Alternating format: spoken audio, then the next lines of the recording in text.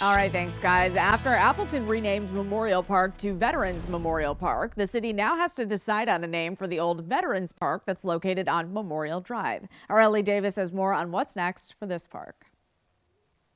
It's a small green space that greets drivers on their commute into Appleton. But after Appleton renamed its largest park to Veterans Memorial Park, city leaders say it's time to give this area a new identity. I think it would be just confusing to have two parks named Veterans. So immediately, once we recognized that the name Veterans was going to go to a place that has greater public access and visibility, then we came back and thought about we're going to need to do something with this park. Smith says the community is encouraged to submit their ideas. Right now, people should be thinking about like what would be something to recognize in Appleton's past, a person, a group that we could recognize better in Appleton.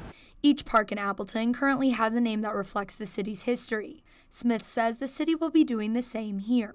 Appleton park names aren't just made up out of thin air. They can't just be anything. We actually have a list of categories for these names.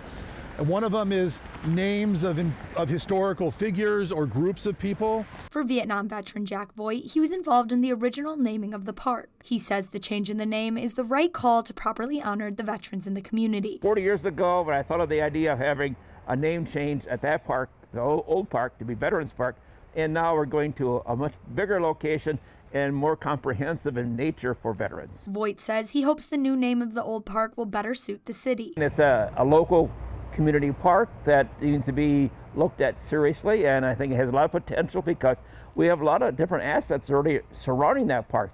Public input is set in the coming months, and Smith says by spring the old Veterans Park will have a new name. In Appleton, Ellie Davis, Local 5 News.